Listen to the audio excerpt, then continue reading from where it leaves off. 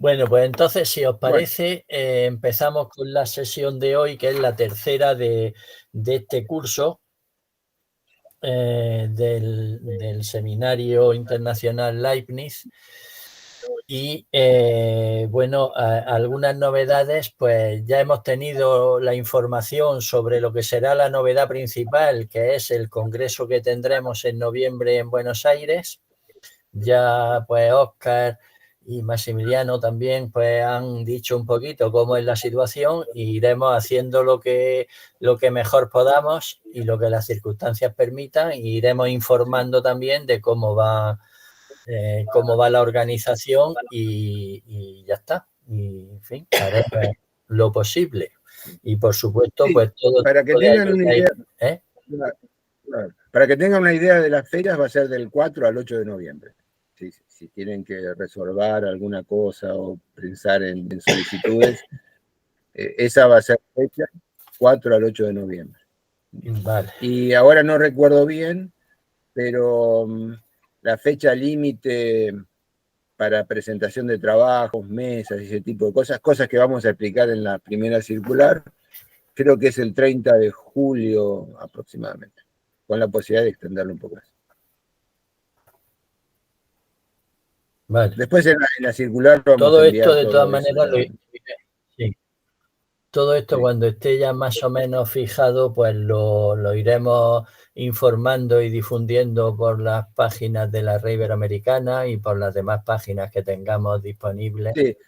Y... No, a más tardar a fin de este mes va a estar todo eso ya bien definido.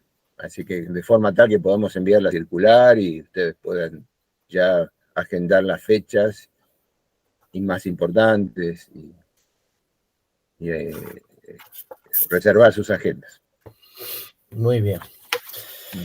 Bueno, por lo demás, como información, pues estamos en la edición de las obras de Leibniz, estamos con el volumen 17, que tiene 2 tomos, ya lo dije la vez anterior, el 17A y el 17B. El 17A está más avanzado, pero ha tenido algún retraso, entonces yo quería que hubiera salido dentro de este mismo año, pero ya estamos a mitad de diciembre y ya este año no va a salir, con lo cual saldrá pues probablemente en enero o febrero, por ahí.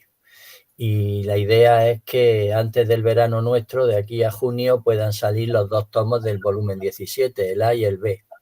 En eso Josué pues está colaborando mucho, pero ahora mismo ha habido ahí algún pequeño retraso y entonces vamos a reprogramar, pero vamos, los 2 tomos están ya prácticamente, están revisados, maquetados, corregidos y demás, con lo cual en los próximos meses saldrán los 2. Y ya está. Por lo demás, tuvimos hace un par de semanas la reunión del proyecto de Leibniz con el comité editorial y bueno, pues estuvimos viendo la posibilidad ya más o menos, en fin, por lo menos en el horizonte, de que el proyecto de edición se vaya acabando. Ya faltan ya como 8 o 9 volúmenes o 10, pero todos están ya, o casi todos están ya muy avanzados, con lo cual el trabajo que falta ya, sobre todo de traducción, que es el trabajo más pesado, pues ese trabajo está ya bastante avanzado y lo que son las traducciones, pues es probable que para el año 2027, dentro de 4 años, que era lo que habíamos planificado, pues puedan estar, si no publicados todos los volúmenes, pero sí por lo menos todos traducidos. Eso sí que es posible que lo podamos conseguir, ¿no? Y luego pues se irán publicando pues a medida que vaya siendo posible, ¿no? Nos renovaron la financiación del proyecto a final bueno, a principio de este año. Lo solicitamos el año pasado, pero en mayo o junio ya nos confirmaron. Hubo la respuesta de la convocatoria del Ministerio de Ciencia de España, que nos financiaban este proyecto para los próximos 4 años. No nos han dado mucho dinero, pero bueno, suficiente para ir publicando los volúmenes y eso, pues sí que tenemos, ¿no? Entonces, en ese aspecto, bien. Y bueno, también en la reunión esa del comité editorial, pues estuvimos ajustando ahí algunos textos que, como sabéis, pues siempre entre los diversos volúmenes, eso Óscar pues lo sabe también, porque también pues hay textos que son de interés común para varios volúmenes y que pueden estar consentidos en volúmenes diversos, ¿no? Entonces, pues también ahí estuvimos ajustando algunos textos para el volumen 4 de historia que están haciendo Tomás Guillén y Roberto Casales. Y con los demás no hay gran problema, vamos, para ir acabándolos, ¿no? Y ya está. La Biblioteca Hispánica Leibniz pues sigue abierta y sigue actualizándose, entonces os vuelvo a repetir, aunque sea cansino, pero os lo digo, que cuando vayáis haciendo publicaciones de libros, de artículos o de lo que sea, que nos mandéis por lo menos la referencia y así nosotros ya buscamos los textos y los vamos poniendo en la Biblioteca Hispánica Leibniz para que eso vaya estando pues más o menos actualizado. Y ya está, más novedades ahora mismo no hay. Bueno, hay una novedad que es esencial para la sesión de hoy, y es que ayer a mediodía me escribió Alfredo Martínez, que le toca la sesión de hoy, diciéndome pues que había estado enfermo en las últimas semanas y que seguía mal y que no podía hacer la sesión de hoy, que no se encontraba bien y que lo sentía mucho, pero que no podía hacerlo. Eso fue ayer, a mediodía. De ayer a hoy, obviamente, no se puede buscar una alternativa ni pedir a nadie que prepare algo en 24 horas como es natural, ¿no? Entonces, a mí la única solución que se me ha ocurrido que sea viable para no tener que suspender la sesión de hoy, pues es que yo mismo os pueda contar algo que ya tengo preparado de hace algún tiempo, ¿no?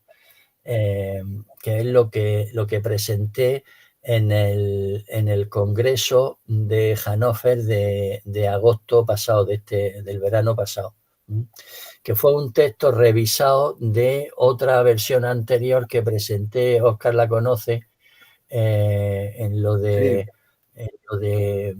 Leibniz y María Zambrano, Bueno. para unas jornadas o algo así que hubo de Leibniz y las filósofas o algo así era. Sí, a propósito, ya que estamos, comento que va a salir los artículos en la Revista Latinoamericana de Filosofía en el número 2 del año que viene.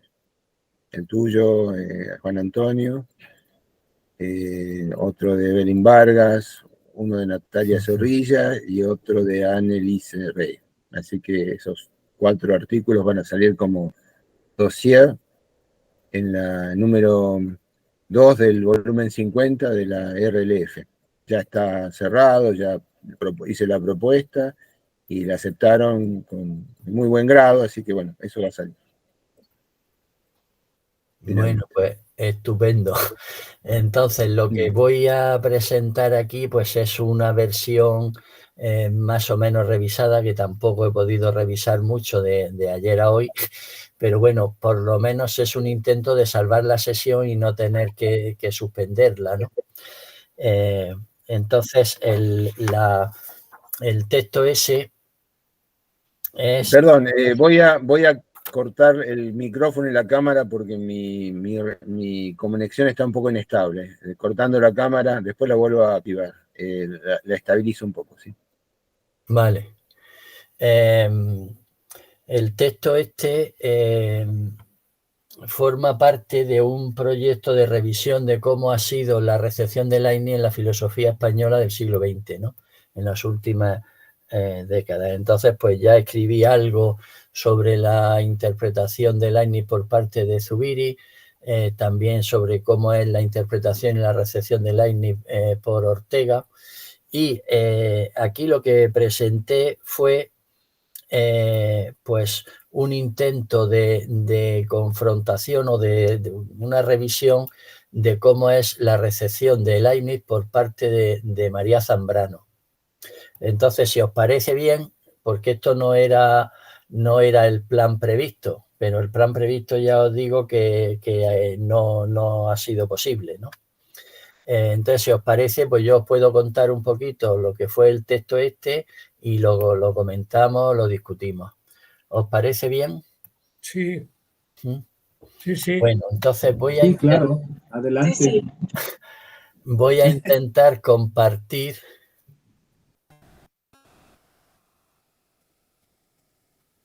Ahora sí, vale. Pues ya está. Vamos rápidamente. Aquí lo que he planteado, ya algunos, los que estuvierais en Hannover, pues también oísteis una versión de esto, ¿no? Y en lo de Leibniz y las filósofas. Lo que he planteado es un intento de confrontación entre Leibniz y María Zambrano. Vamos, fundamentalmente, cómo es la interpretación que María Zambrano hace de Leibniz. Eso está en el decía que esto está en el contexto de cómo es la recepción de Leibniz en la filosofía española pues del siglo XX fundamentalmente, ¿no? Entonces ahí esa recepción de Leibniz es un tanto paradójica, y es paradójica porque por un lado, tanto estos tres autores que yo he elegido, Ortega y Gasset, Zubiri y María Zambrano, los tres hacen una interpretación parecida de cómo es el pensamiento de Leibniz, y los tres hacen una crítica muy, muy radical y un distanciamiento muy radical respecto a lo que es la interpretación que ellos hacen de Leibniz, ¿no? Ese, digamos, es el punto de partida. Lo que yo voy a intentar es hacer algún mínimo de convergencia, buscar a ver si hay posibilidades de convergencia, además de las diferencias claras que hay de interpretación en este caso, entre María Zambrano y Leibniz, ¿no? En el caso bueno, entonces ahí tenéis un esquema de lo que voy a plantear, ¿no? La paradójica recepción de Leibniz en la filosofía del siglo XX, el Leibniz de María Zambrano, convergencia entre Leibniz y María Zambrano. Eso es fundamentalmente lo que voy a plantear, ¿no? Pasa Josué. En primer lugar,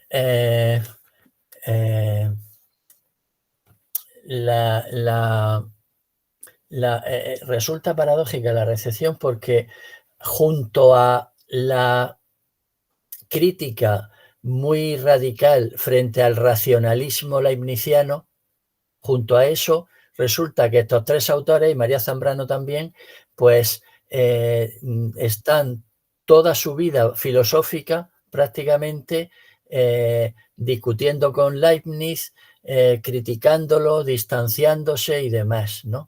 Claro, eso resulta un tanto extraño para alguien que de entrada o aparentemente lo único que hacen es tener un distanciamiento en cada caso por motivos diferentes, ¿no?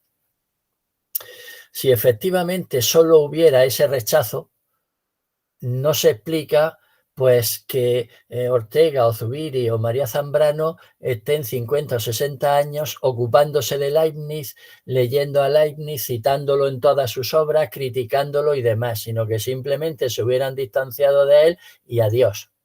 Entonces, eso es lo paradójico de las interpretaciones de los tres, ¿no? Y por eso yo voy a intentar a ver si es posible deshacer la paradoja, deshacerla en el sentido de intentar ver que no solo hay un rechazo y hay una crítica y hay un distanciamiento, sino que también hay algunos elementos de convergencia. Que no hay por qué interpretar necesariamente en términos de una influencia directa, pero sí que se pueden detectar pues rasgos de la filosofía de estos 4 autores en el sentido de que hay una cierta aproximación, una cierta coincidencia en determinados elementos o aspectos de la filosofía de los 3 con respecto a Leibniz, ¿no? Eso es lo que voy a intentar. Pasa, Josué. En el caso de Ortega,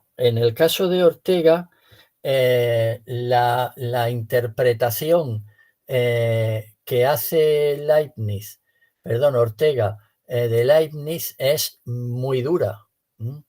Sobre todo en el libro de la idea de principio en Leibniz, pues ahí dice Ortega: Leibniz juega con los principios, los quiere, pero no los respeta. No se ocupó nunca en serio de ordenar el convoluto de sus principios jerarquizándolos, subordinándolos, coordinándolos.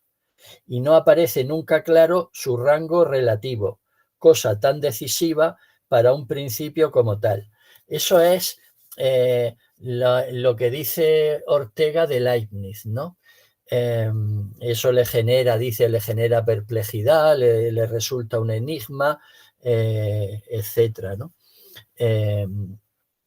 Claro, esta posición de Ortega frente a Leibniz se sostiene sobre una determinada interpretación de Leibniz, que es Leibniz, digamos, como racionalista, cuyo objetivo es la transparencia total de la razón a sí misma. Esa es la imagen o la idea de Leibniz que critica Ortega y Gasset. Pero claro, por otro lado, Ortega está escribiendo sobre Leibniz, pues desde, ahí lo he puesto, desde 1905, en sus primeras obras, hasta 1952, poco antes de morir. Entonces, claro, Ortega critica, digamos, al Leibniz del calculemus. De eso es de lo que Ortega se distancia. Claro, ¿por qué vía se podría intentar encontrar algún elemento de convergencia? Pues ahí lo he puesto. Por la vía de un Leibniz, de otro Leibniz, de otra interpretación de Leibniz que no sea un puro racionalista, el racionalismo de la razón calculadora. ¿Eso es posible? Eso es posible. El Leibniz digamos, de cierto vitalismo, el Leibniz de la vis viva, el Leibniz para el cual el fondo de lo real es energía, es vida, etc., ese Leibniz no es el que critica Ortega. Y claro, desde esa otra reconstrucción y desde esa otra interpretación de Leibniz, para el cual la experiencia fundamental es la experiencia de la vida, y eso está en el origen mismo o en el fondo mismo, tanto de su ontología como de su epistemología, para esa reconstrucción de Leibniz, o con esa reconstrucción de Leibniz, sí que es posible encontrar convergencias con Ortega. Es posible encontrar convergencias del Leibniz, ahí lo he puesto, del principio vital, con el Ortega de la razón vital, en torno a la noción de vida. Ahí sí es posible. Eso de todas maneras no es, eso está por otro sitio, lo he estudiado más en detalle, pero eso no es el tema de hoy, ¿no? Entonces solo lo dejo ahí apuntado. Pasa, Josué. En el caso de Zubiri, pues también la posición de Zubiri respecto a Leibniz es muy dura. Es muy dura. Dice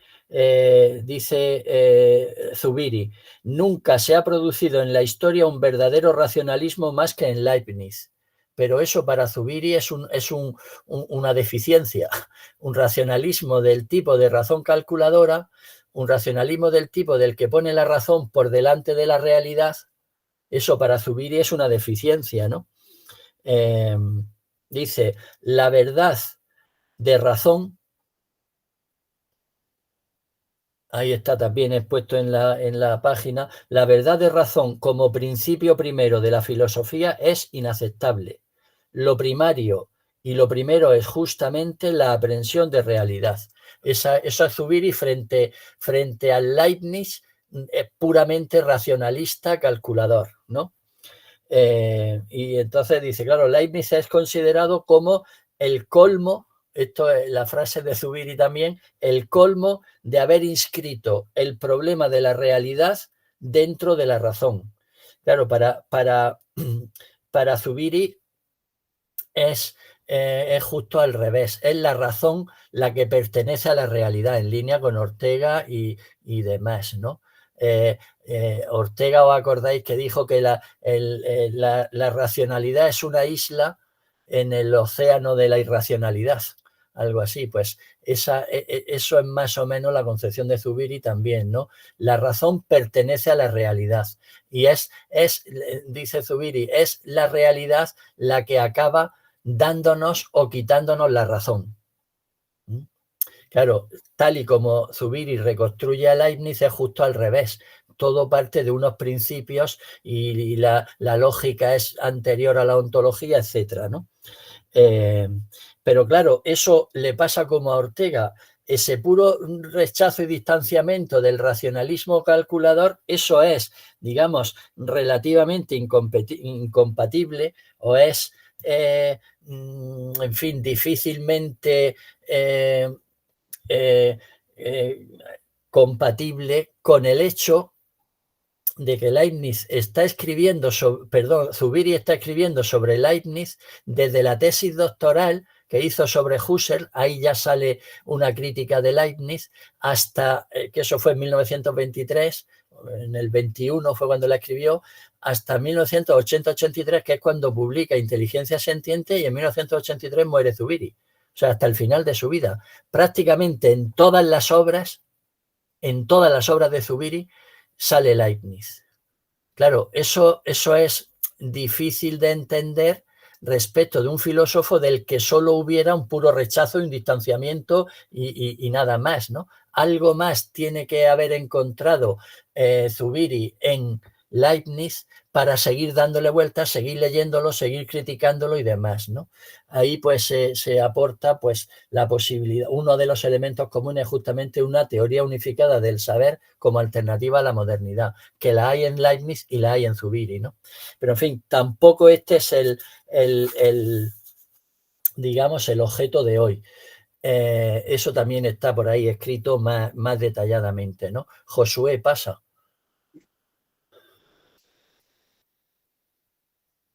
Bien, entonces vamos al Leibniz de María Zambrano, que es en el que hoy pues me voy a parar un poquito, ¿no? De entrada, la propuesta de María Zambrano de una razón poética es, digamos, lo más polarmente opuesto al racionalismo de Leibniz, que está en cuanto, digamos, punto de vista racional, calculador, de prioridad de la lógica, etcétera, es, digamos, totalmente opuesto a lo que puede ser una racionalidad poética, si es que eso se puede entender de alguna manera, ¿no? Entonces, digamos, ese es el punto de partida de dos posiciones en principio, muy alejadas una de otra, ¿no? Voy a intentar ver por qué o en qué consiste ese distanciamiento y a ver si hay alguna manera de hacer alguna aproximación, alguna convergencia entre ambos, ¿no?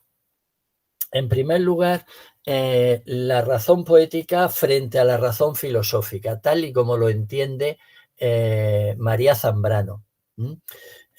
Porque ese es, digamos, el paso preliminar o el paso previo a su distanciamiento respecto a Leibniz, ¿no? ¿Qué es lo que entiende María Zambrano por razón poética y qué es lo que entiende por filosofía? hay que tener en cuenta que María Zambrano es filósofa y alumna relevante de Ortega y demás, está en el mismo círculo que Zubiri, que García Morente, en fin, en todo el círculo de Ortega y Gasset, ¿no? Entonces, aunque ella apuesta, digamos, se va desarrollando su obra en línea de una razón poética, pero ella es filósofa, entonces le importa mucho, le interesa mucho cuál es la diferencia entre lo que supone la poesía, la razón poética, y lo que supone la filosofía como razón filosófica, ¿no? Entonces dice, bueno, entre los filósofos y los poetas, entre filosofía y poesía, hay una primera coincidencia básica, que es tener como objetivo, como meta, la búsqueda de lo originario. La filosofía busca lo más originario y la poesía también. Ahora bien, a partir de ahí, todos son distancias, todos son distanciamientos, son divergencias, por decirlo así, ¿no? ¿Por qué? Pues porque dice María Zambrano, la poesía no puede ni por un momento desprenderse de las cosas que para sumergirse en el fundamento. La poesía no puede ni por un momento desprenderse de las cosas para sumergirse en el fundamento. Y porque tampoco puede desprenderse ni por un instante del origen para captar mejor las cosas, ahí se distingue de la filosofía. Es decir, la poesía no puede buscar la fundamentación de lo real, del ser, de las cosas, etc. No puede buscar, cosa que la filosofía sí hace y sí pretende encontrar. La filosofía puede y pretende captar la verdad de las cosas y formularla. Y para eso la filosofía necesita un método. La filosofía necesita un método. Claro, frente a eso, lo que dice María Zambrano, ahí está puesto también, la poesía es ametódica. Frente al método filosófico o los métodos filosóficos, frente a la necesidad de la reflexión filosófica, de buscar, de elaborar un método para poder llegar a la verdad, al fundamento, al origen último, etcétera, y formularlo en términos de teoría del tipo que sea, frente a esa pretensión que tiene la filosofía, frente a eso, la poesía es ametódica, no tiene método ninguno, ni pretende formular en términos de teoría ninguna verdad, ninguna fundamentación, ningún origen, ni nada, sino que es lo que pretende la poesía. Pues dice, la poesía es pura apertura a lo originario, a las cosas en su peculiaridad y virginidad. Dice María Zambrano, el poeta no quiere conquistar nada, no persigue el ser de las cosas como teoría del ser, a diferencia de la filosofía. El poeta solo quiere permanecer en el origen. Permanecer en el origen. Mientras que el amor del filósofo por el saber ha sido amor de objetividad. La constitución del conocimiento verdadero, fundamentado, intersubjetivo, válido, etcétera, que es, digamos, el objetivo de la filosofía, eso supone una transformación de lo originario en carne viva, por decirlo así, en su más inmediata presencia, ¿no? La filosofía quiere trabajar con eso para encontrar la verdad, para encontrar el fundamento, etc. En cambio, la poesía solo quiere permanecer en el origen. La poesía sufre, dice María Zambrano, sufre el martirio del conocimiento. ¿Por qué es un martirio el conocimiento para la poesía? Porque el conocimiento supone el pasar lo originario, pasarlo por el filtro del método filosófico, de la racionalidad filosófica, sea cual sea el método, sea cual sea la racionalidad, para ponerlo en términos de fórmula, en términos de teoría. Y eso es ya una, digamos, una transformación, una distorsión de lo originario en la presencia inmediata, que es donde dice María Zambrano que la poesía quiere permanecer. Por eso dice que la poesía sufre el martirio del conocimiento. Padece por la lucidez, por la evidencia, que es justamente lo que busca la filosofía, ¿no?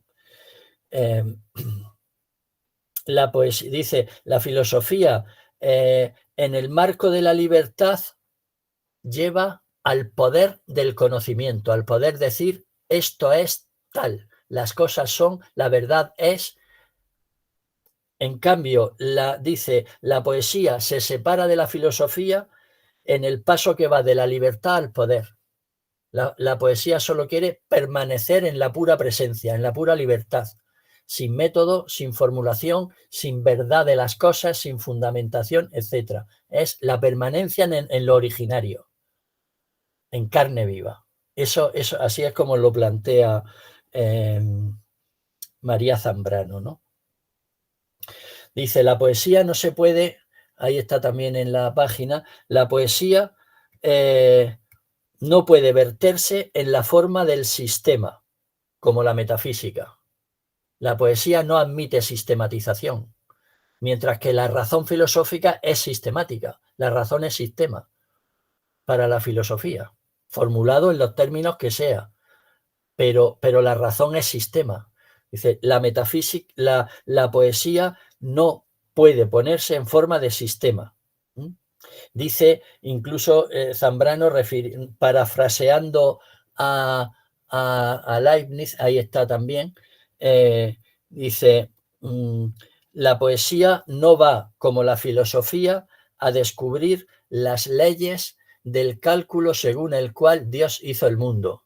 Y con eso se refiere a Leibniz, ¿no? La poesía no pretende descubrir las leyes según que constituyen, digamos, el entramado lógico de lo real. La poesía no pretende eso, pretende la pura permanencia en lo originario, ¿no? Y esa es la diferencia que establece María Zambrano entre razón poética y razón filosófica. Y esa distancia está entre el pensamiento de María Zambrano y el pensamiento de Leibniz, claro, como, digamos, como distancia preliminar general de la propuesta de razón poética de María Zambrano frente a toda propuesta de racionalidad filosófica, incluido Leibniz naturalmente, ¿no? Bien, pasa Josué. Sobre esa distancia que hay ya entre poesía y filosofía, pues vamos a ver ahora cómo es la interpretación que María Zambrano hace de Leibniz en concreto. La interpretación que hace María Zambrano de Leibniz es la más tópica, digamos, circulante pues a mitad del siglo XX y seguramente influida por cómo era la interpretación que había hecho Ortega y Gasset, que hizo Zubiri y que se hacía en ese momento de Leibniz, ¿no? Y entonces los temas con los que relaciona María Zambrano a Leibniz son pues la metafísica sustancialista, el racionalismo, la crítica de la razón, la tradición racionalista, la nueva física matemática, la fundamentación última, el cálculo infinitesimal, etc. Y efectivamente todo eso está en Leibniz, obviamente, ¿no? Pero en esa línea o ese aspecto del pensamiento de Leibniz es el que digamos resalta y el que tiene en cuenta sobre todo María Zambrano para criticar a Leibniz, ¿no? Y lo sitúa, como es, digamos, tradicional, pues en la línea que va de Descartes a Spinoza, a Kant y que culmina con Hegel. En esa línea racionalista, ahí es donde inserta a Leibniz, ¿no? Y en concreto en el camino hacia lo que llama María Zambrano el imperialismo racionalista de Hegel, donde lo real y lo real es racional y lo racional es real. Claro, eso es lo más distanciado, el punto de vista opuesto a lo que María Zambrano plantea como razón poética, ¿no? Dice que Leibniz es, dice, el último pitagórico, dice María Zambrano de Leibniz, ¿no? Porque es el último que intenta llevar la razón matemática hasta el final en el conocimiento de lo real, ¿no?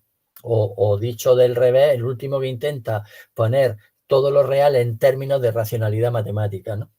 Por eso dice que es el último pitagórico. Pero claro, con eso, ¿qué ha ocurrido? Pues dice María Zambrano que en el caso de Leibniz, las ideas han dejado de ser para la vida y la vida, por el contrario, ha llegado a ser para las ideas. O sea, lo que es una racionalización, ¿no? Una idealización de la vida, de lo que ella entiende por vida. Y ese intelectualismo extremo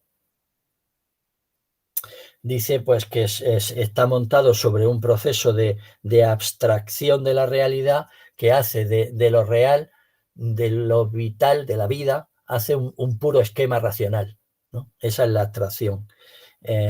Por eso Zambrano pues llega a la conclusión, ahí la tenéis, de que esta tradición racional y aún racionalista nada vale ante la realidad que hoy acomete al hombre. Ese racionalismo es una pura abstracción respecto a la realidad, ¿no? Eso es fundamentalmente la posición de María Zambrano respecto a Leibniz, ¿no? Pero en el caso de María Zambrano, igual que en el caso de Zubiri, igual que en el caso de Ortega, pues está ocupándose de Leibniz, pues ahí lo he puesto, desde los años 30 en que empieza a hacer sus primeras publicaciones hasta 1990, justo antes de su muerte. Durante toda su vida, María Zambrano está ocupándose de Leibniz. Entonces, algo más habrá en Leibniz, algo más tiene que haber visto en María Zambrano en Leibniz para estar toda su vida leyéndolo y discutiendo con él. Porque si fuera un puro distanciamiento, pues con la primera vez que lo hubiera, digamos, criticado y haberse distanciado de él, pues ya está, no hay más que hablar, ¿no? Si hubiera solamente una simple divergencia, ¿no? Entonces, claro, también resulta aquí paradójico, pues el haber ese hecho, ¿no? De una, en lo que es el discurso escrito, un distanciamiento tan patente respecto a la concepción de Leibniz que tiene María Zambrano, por un lado, pero estar toda su vida enredado con él. Entonces, claro, esa paradoja, pues yo he intentado también, digamos, abordarla para intentar aclararla y poder entender de manera coherente por qué ocurren las dos cosas. ¿Por qué, por un lado, María Zambrano está toda su vida hablando y discutiendo con Leibniz, pero siempre lo que está diciendo es que entre ellos no hay más que diferencias y distancias, ¿no? ¿Cómo hacer compatible eso de manera coherente, ¿no? Y para eso, pues lo que yo creo es que se puede encontrar algunas convergencias también entre María Zambrano y Leibniz, pero para eso hace falta otro Leibniz diferente del Leibniz del Calculemus. Otro Leibniz, ¿no? Otro Leibniz que, por otro lado, María Zambrano no tenía a su alcance, porque la interpretación estándar de Leibniz en su momento pues era la misma que de Ortega, de Zubiri y demás, un racionalista en el camino que va pues de Descartes a Kant y a Hegel, ¿no? Pero a estas alturas sí tenemos otros Leibnizes, ¿no? Otras interpretaciones posibles de Leibniz. Y entonces, desde otra interpretación de Leibniz, y por eso esto ya es una, digamos, una reconstrucción reflexiva, digamos, no es ya un intento de leer a María Zambrano literalmente, ¿no? Porque literalmente lo que ella dice respecto a Leibniz es lo que acabo de exponer, ¿no? Entonces, desde otra interpretación de Leibniz sí que se puede pensar a Leibniz y se puede pensar a María Zambrano con algunas convergencias, ¿sí? Con algunos elementos de coincidencia o de aproximación, ¿no? Josué, paso. Estos elementos de acercamiento, por lo menos, y no de coincidencia, estos elementos no hay por qué entenderlos en términos de una influencia directa. Es decir, Leibniz influyó en María Zambrano. Eso hay que afinarlo muy bien. Entonces, yo con esto no quiero decir que eso fuera una influencia, porque son elementos, digamos, de carácter más o menos común en determinadas épocas, y por lo tanto no tiene por qué ser una influencia directa de Leibniz en María Zambrano, pero sí que permite, puestos a pensar la razón filosófica y la razón poética conjuntamente, y eso ya es una tarea nuestra, eso ya no es lo que dice María Zambrano o lo que dice Leibniz, sino puestos a pensarlo a los dos modelos de racionalidad, sí que podemos nosotros encontrar algún tipo de coincidencia. Pero esto ya es una reconstrucción nuestra que es tan discutible, obviamente, como cualquier otra, ¿no?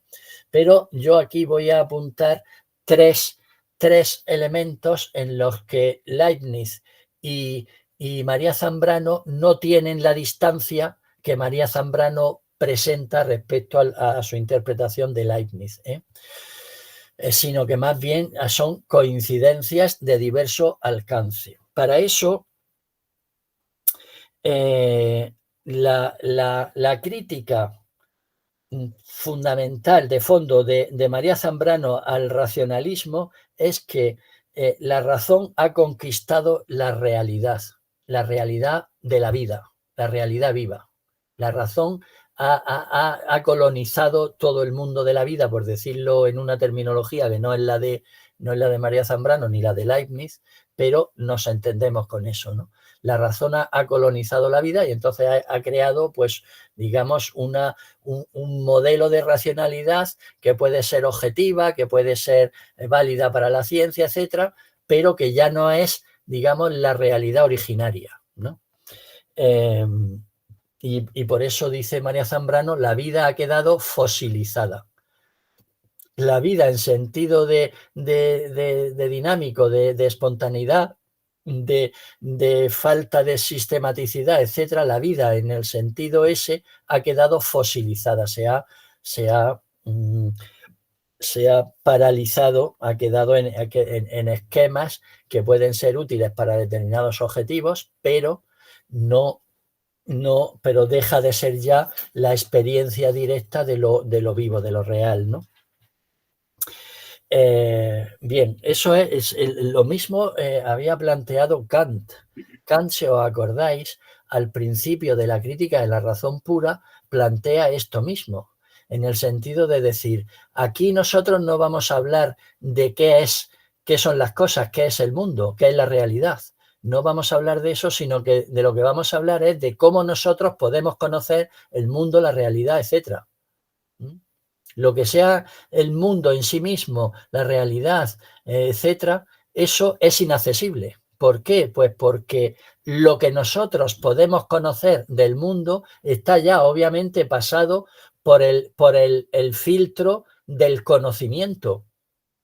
Está pasado por el filtro del conocimiento. Y eso es lo que nos permite tener objetos, tener objetividad, tener conocimiento objetivo.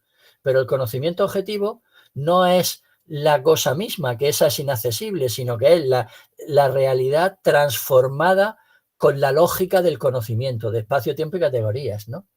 Y con eso es suficiente para tener conocimiento objetivo, para poder hacer ciencia, para poder orientar la vida humana, etcétera. Es suficiente todo eso, pero Kant renuncia explícitamente a poder situarse en eso que dice María Zambrano, que es lo que pretende y a lo que sí accede, a lo que sí puede llegar la poesía. En el caso de Kant, eso es una renuncia explícita, que es lo que luego le critica Nietzsche. Nietzsche justamente lo que dice es, hombre, Kant se puede consolar con objetividades, pero aquí lo que hace falta es deshacerse de todo tipo de distorsión lógica, racional, gramatical, etcétera, y permanecer en carne viva en lo real.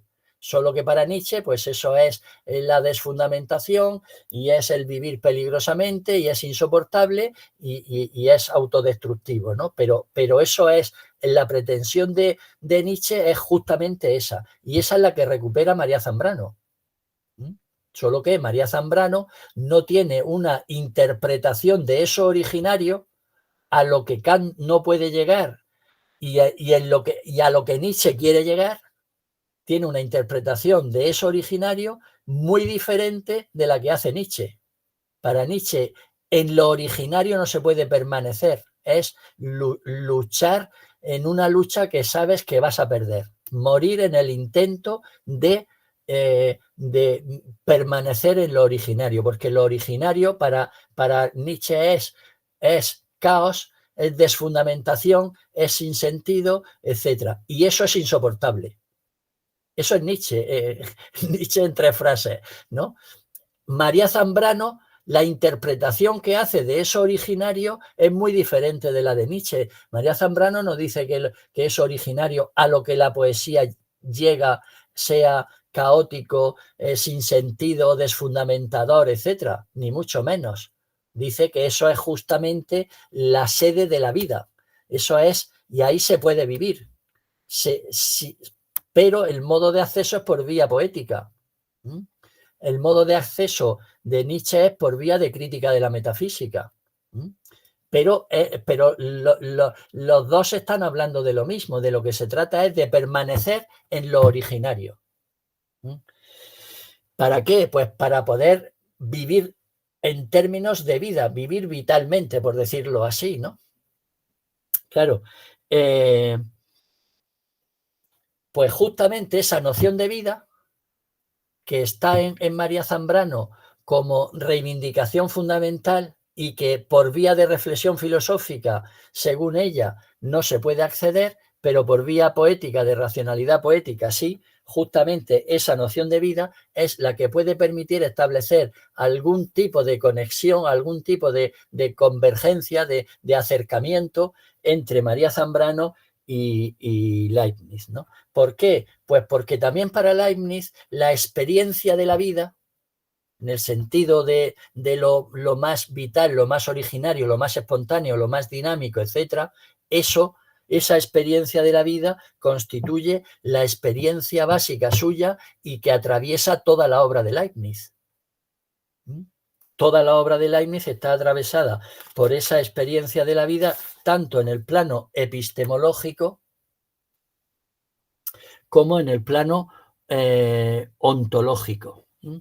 Pero precisamente esa vitalidad primigenia, inmediata, que es la que reivindica María Zambrano, en Leibniz no la encuentra, no la tiene en cuenta para nada. Esa experiencia básica fundamental que de alguna manera permea y tiñe toda la obra de Leibniz, ese elemento del pensamiento de Leibniz, María Zambrano no lo tiene en cuenta porque no forma parte de la interpretación de Leibniz que en esa época está vigente y que ella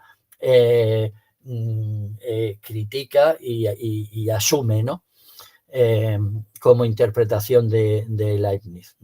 Leibniz precisamente lo que hace es buscar un equilibrio entre, por un lado, dar vida a todo el espacio lógico, en el sentido, por ejemplo, de concebir los principios en términos dinámicos, un equilibrio entre un espacio lógico, digamos, dinámico, vivo, y que ese dinamismo vital no acabe con la normatividad, con la cohesión interna de todo un sistema de pensamiento. Ese es el equilibrio que busca Leibniz. Bien, entonces, así entendido Leibniz, pues se pueden encontrar, yo ahí he señalado 3 elementos de aproximación. Primero, el rechazo del irracionalismo. A partir de la reivindicación que hace María Zambrano de la poesía, de la experiencia, de la permanencia en el origen, de la búsqueda de lo más originario, etc., a partir de ahí, pues lo que cabría esperar es un distanciamiento de la racionalidad y una asunción del ámbito de lo irracional como ámbito propio de la poesía y del vivir y reflexivamente, es decir, al margen de la reflexión, ¿no? ¿Por qué? Pues porque en ese ámbito más originario, más vivo, etcétera, ahí la razón todavía no ha implantado sus esquemas, sus abstracciones, etcétera. Entonces, lo que cabría esperar es que María Zambrano asumiera que el objetivo de la poesía o por el que se puede acceder vía poesía es algún modo de racionalidad para dice ella, eso permitiría vivir según la carne. Vivir según la carne. Eso es lo que propone María Zambrano, ¿no? Entonces eso tiene, en principio cabe pensar que es algún modo de vivir en la irracionalidad o en la arracionalidad, al margen de los esquemas de racionales, ¿no? Sin embargo, María Zambrano nunca dice, hasta donde yo conozco, nunca dice que ella esté reivindicando algún tipo de irracionalidad.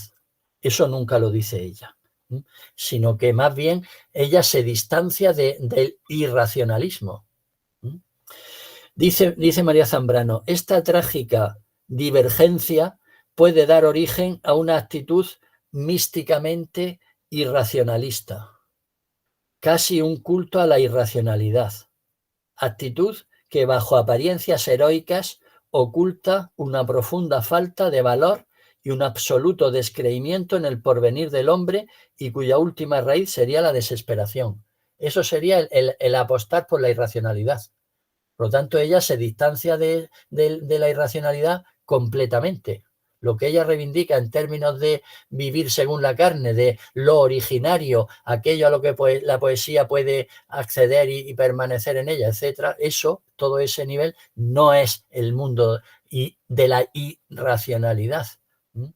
Por eso, entre otras cosas,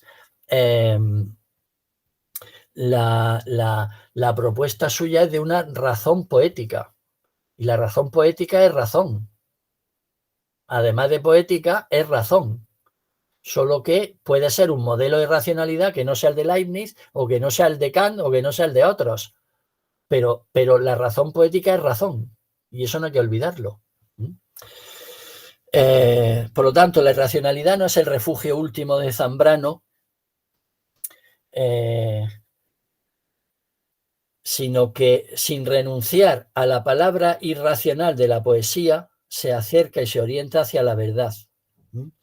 Y la violencia de la filosofía fuerza a lo real a exigir lo que realmente es. De eso de lo que ella se distancia. Frente al irracionalismo, María Zambrano reivindica, dice ella, el descubrimiento de, y la expresión es suya, un nuevo uso de la razón.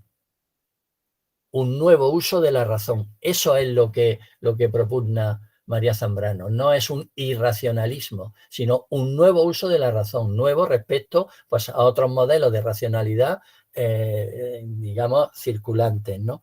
o existentes. Pero dice, porque la razón ha podido alcanzar resultados positivos. En realidad, el carácter de absoluto atribuido a la razón es lo que está realmente en crisis. Eso dice María Zambrano. En realidad, el carácter de absoluto atribuido a la razón es lo que está en crisis.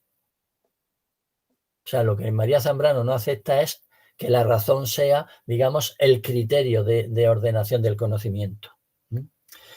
La alternativa de María Zambrano es, dice, encontrar un relativismo, es decir, una alternativa a la razón absoluta, al absolutismo de la razón, encontrar un relativismo que no cayera en el escepticismo, un relativismo positivo. Esa es la propuesta suya, tal y como la formula aquí en este caso. La propuesta es, la alternativa a una razón absoluta es un relativismo que no cayera en el escepticismo, un relativismo positivo. Esa es la propuesta suya. Y eso no es irracionalismo, es otro uso, un nuevo uso de la razón, dice ella. Si esto es así, pues la convergencia con Leibniz resulta relativamente fácil. Para Leibniz, la vida es el fondo último de lo real y también de la razón. Ese núcleo de energía, de fuerza, de vis viva, no es un ámbito de irracionalidad, sino que responde a la lógica orgánica, a la lógica organicista. Cuando se está hablando, dice Leibniz, en rigor metafísico. Es decir, cuando se está hablando no de fenómenos, sino de realidad. Ahí el fondo último es vis viva. Es una lógica que responde más a la lógica del organismo, del ser vivo, que a la lógica de la, digamos, del mecanicismo, ¿no? De la física. Y en toda esa lógica hay un principio general de orden. Hay un orden subyacente a todo pensar verdadero. Aunque es un orden principalmente regulado, es decir, el orden de fondo de lo real, está regulado por principios, no es un orden estático, sino que es un orden dinámico. Los principios tienen carácter dinámico. Y eso es lo que entiende Leibniz por la reforma del entendimiento que él quiere hacer y que para Zambrano sería la clave de lo que él ya llama el nuevo uso de la razón. Una dinámica de la razón de carácter vivo, vivificado. En eso se acerca, en esa concepción de los principios y de la racionalidad se acerca a Leibniz. Pasa Josué. Un segundo punto donde puede haber cierto acercamiento es el del dinamismo, la estructura dinámica de la realidad y de la razón. María Zambrano reivindica otro modelo de racionalidad. ¿En qué consiste? Dice María Zambrano, la razón humana tiene que asimilarse el movimiento, el fluir mismo de la historia y, aunque parezca poco realizable, adquirir una estructura dinámica en sustitución de la estructura estática que ha mantenido hasta ahora. Es decir, la razón ha de adquirir una estructura dinámica, a diferencia de cómo se ha entendido eso hasta ahora. Esa estructura dinámica de la razón es la que se puede acercar al devenir de la vida, al devenir de lo originario, que es lo que María Zambrano dice que se puede conseguir con la poesía. Bien, en esa misma línea dice Leibniz, hay una hermosa coincidencia entre el mecanicismo y el alma, la vida. Para Leibniz, lo que no es razón calculadora es vida. Cuando Leibniz distingue entre fenómenos y realidad, hablando, dice en rigor metafísico, lo característico de lo real, es decir, de la verdadera verdad, del fondo último, de lo que las cosas realmente son, eso es vida. Eso es vida. En vida, tal y como lo entiende Leibniz, ¿no? Vida es movimiento permanente, es fluir solo parcialmente aprehensible en las redes de la razón. En el plano ontológico, esa vida que está en el fondo de lo real se la formula Leibniz en términos de vis viva. En el plano epistemológico, pues la formula Leibniz en términos de dinámica de los principios. Dinámica de los principios. Los principios no son una estructura rígida, estable, inamovible, como por ejemplo para Kant, donde los principios son, digamos, la infraestructura de la racionalidad es espacio, tiempo y 12 categorías. Eso no es la idea de Leibniz, ni mucho menos. Los principios tienen los concibe Leibniz en términos de piezas flexibles, dúctiles, plásticas, tanto en su constitución, en su formulación, en su concepción, como en la relación que hay y en la posición relativa de unos principios con otros. Todo eso es dinámico, es cambiante, y por eso, entre otras cosas, Ortega echaba de menos, y por eso dice que no es serio, que no es riguroso y tal, echaba de menos que Leibniz hiciera una jerarquización, digamos, definitiva y estable de los principios y una concepción unívoca de cada principio, etcétera. Echa de menos eso, y eso se lo reprocha a Leibniz, pero justamente eso es una de las virtudes de la concepción de Leibniz, en mi opinión, ¿no? ¿Por qué? Pues porque eso permite una dinámica de los principios, o lo que he llamado en algún sitio una racionalidad de geometría variable. Una racionalidad de geometría variable. Esta interpretación de Leibniz en términos de racionalidad de geometría variable, tanto en el plano ontológico como en el plano lógico, eso es lo que se puede acercar notoriamente al dinamismo, al fluir del que habla María Zambrano, en lo que ella reivindica como nuevo uso de la razón. Ahí habría otro elemento, digamos, de acercamiento o de convergencia. Dice María Zambrano, para ella ese mundo dinámico, ese nivel dinámico, vivo, etcétera, solo se puede alcanzar por la poesía, claro. Dice, quien está tocado por la poesía no puede decidirse por la razón. Y quien se decidió por la filosofía ya no puede volver atrás, porque ella entiende que la filosofía, que puede llegar a ese nivel originario, tiene que dar un paso en términos de método, de sistema, de formulación, etcétera, ¿no? Ya no puede volver atrás. Pero ambos puntos de vista convergen en la convicción de que la implantación, aprehensión y expresión de la vida solo es posible de una concepción dinámica de la intelección. En eso coinciden los dos. Y en tercer lugar, Josué, pasa, por favor. En tercer lugar, y ya termino,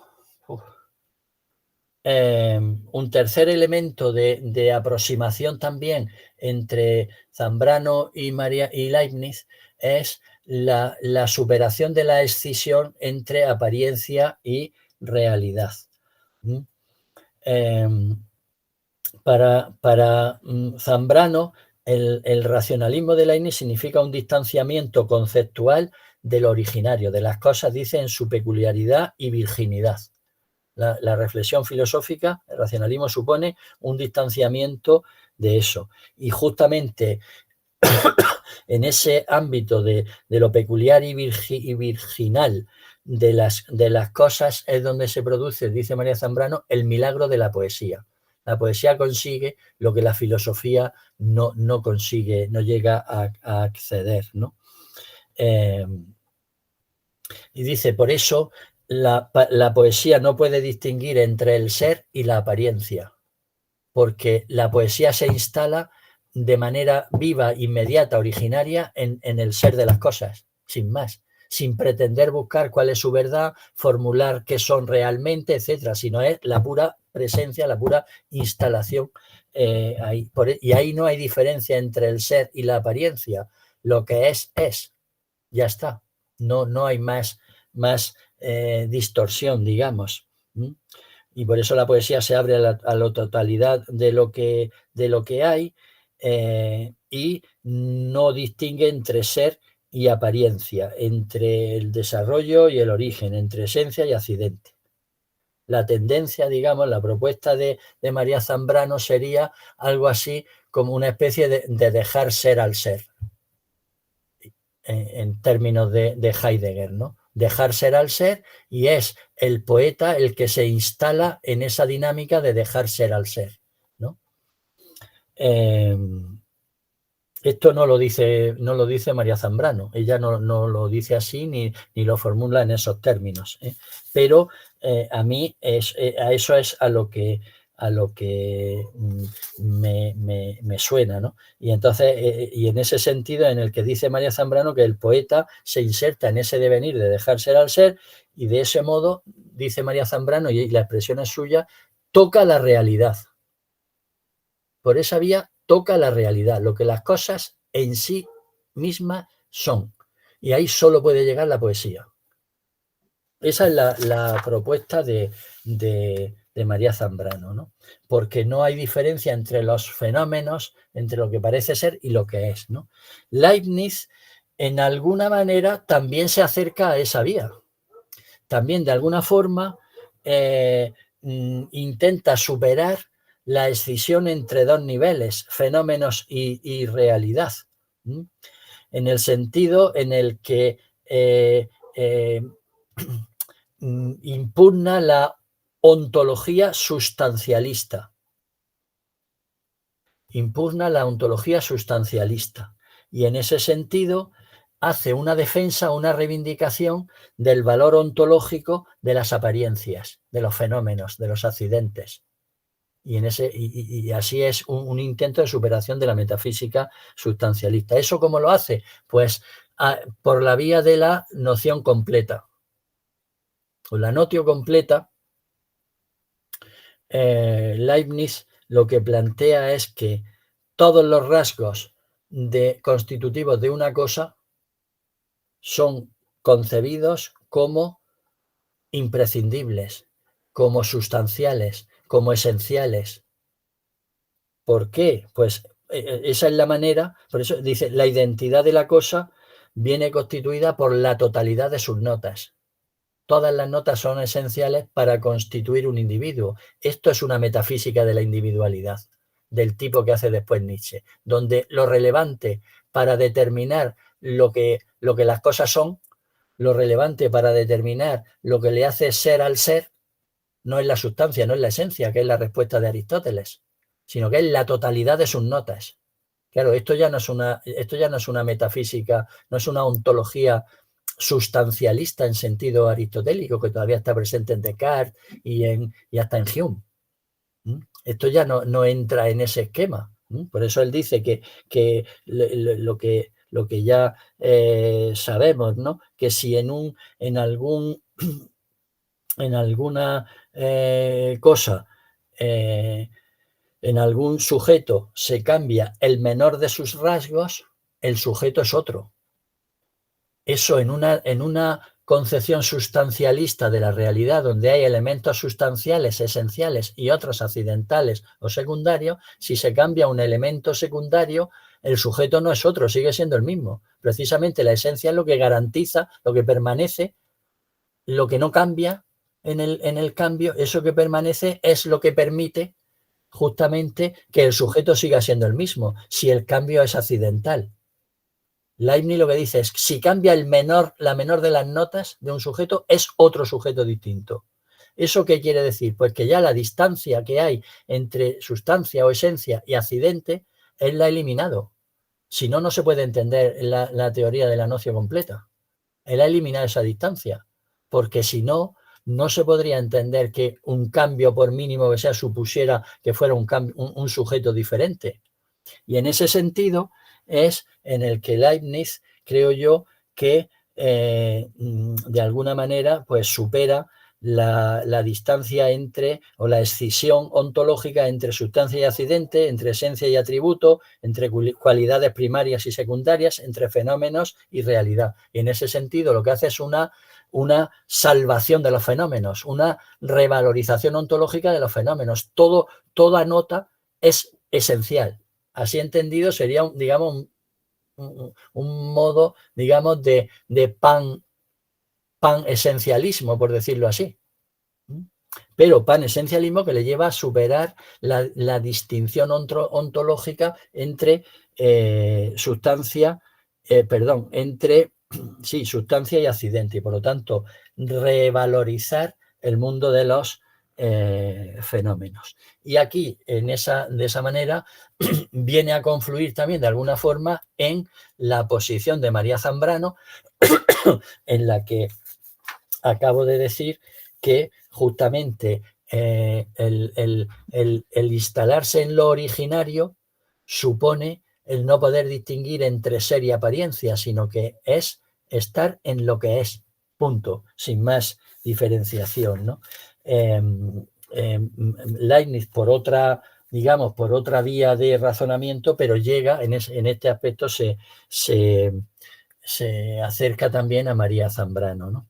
Y esta sería la tercera convergencia entre los dos, que, repito, no hay por qué interpretar en términos de una influencia directa de Leibniz en María Zambrano, sino que bueno, son acercamientos en sus teorías filosóficas, pero con eso lo que he querido mostrar es que, a pesar de lo que dice María Zambrano respecto de Leibniz, lo que hay entre los dos no son solamente distancias y divergencias y mundos, digamos, filosóficos totalmente incompatibles, etcétera, sino que también hay ámbitos de acercamiento y de convergencia, ¿no?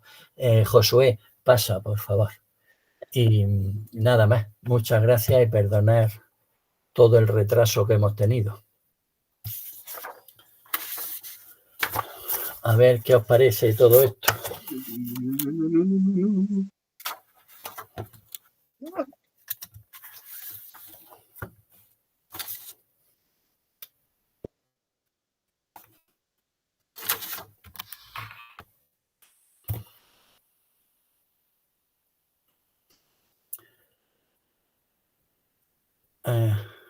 Tessa Moura creo que ha pedido la palabra, ¿no? No te oímos, Tessa. Boa tarde. Buenas tardes. Posso falar em português? Despacito. Eu achei muito interessante. Eu já tinha escutado, mas achei muito interessante escutar novamente essa comparação entre Maria Zambrano e Leibniz. Principalmente porque, Juan, me parece que você está propondo uma outra leitura do Leibniz, contra a qual, digamos assim, Maria Zambrano não tinha como se colocar, porque ela interpretava de acordo com uma determinada leitura canônica naquele momento, e por isso só via coisas que a afastavam do Leibniz e não essas aproximações possíveis, né? Esse racionalismo absurdo, por exemplo, né? Vamos dizer assim. A minha pergunta é: você consegue localizar quando que essa leitura sob a qual Maria Zambrano leu Leibniz mudou na história da filosofia? Porque me parece que ainda hoje muita gente interpreta Leibniz como esse meio do caminho entre Descartes e Kant, e que leva depois para Hegel. Não me parece que isso está inteiramente superado. Então, você consegue localizar no tempo, no espaço, quando se dá a mudança para uma leitura como a que você está propondo?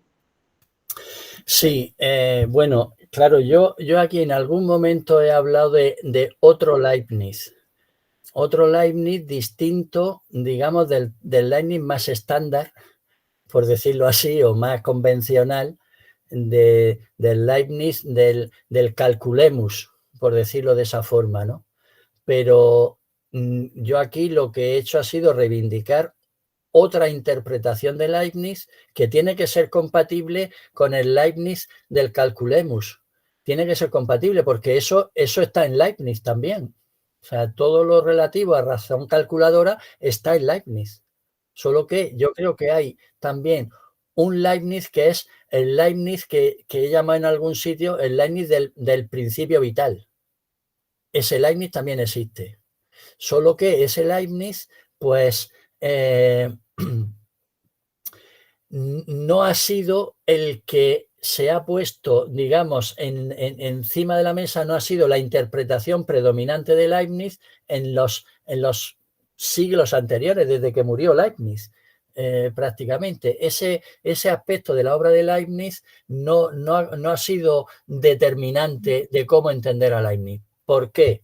Pues eso todos tenemos una idea. Se fueron publicando primero los textos de lógica, sobre todo a partir de Coutigat a principios del siglo XX, y con las interpretaciones de Russell y compañía se fueron haciendo predominantes un determinado tipo de interpretación de Leibniz.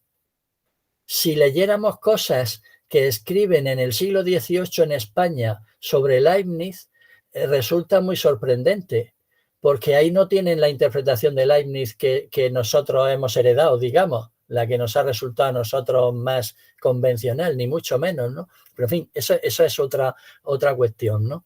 ¿Qué pasa? Pues que el tema de la publicación de las obras de Leibniz, como tú sabes bien, ha sido muy decisivo.